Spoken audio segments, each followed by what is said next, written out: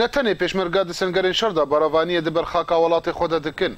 Rewşenbîr û helbestvan jî bi pênûsa xwe beravaniye di ber xakê de dikin.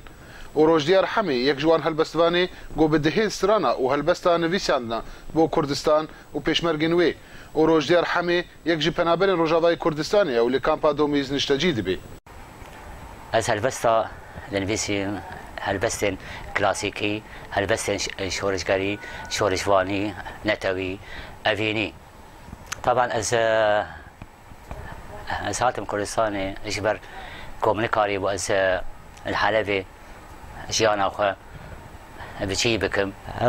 İnsanê ew ke mirovê Kurd tim û tim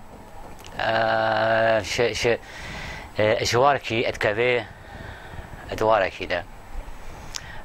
Jiyana me di kampê de ez nabêjim jiyanekî xirab e. Li helbesta xwe de min gotiye ez mêvanê serokim. Koçber û penaberim yek ji helbestên Rojdiyar Hemê û hatiye gotin ji aliyê hunermend Selam Zaxûlî ve. Min gelek helbest nivîsandine, helbestek ji wan helbestan min daye İslam Zaxûlî ew helbesta dibêje koçber û penaberim nesêwiyê bêdayikim, jiyara xwe dor nabim, li hemêzê vegerim. Koçber û penaberim nesêwiyê bêdayikim, jiyara xwe dor nabim, li hemêzê Ji bo pênûsa wî û nivîsandina helbestan ji bo netewa Kurdî, Rojdiyar Hemê gelek caran bû mêvanê zindana rejîma Sûriyê. Taban ez براستی اجرا که از کتم حبسی از مام 4 سال کمسی هیبا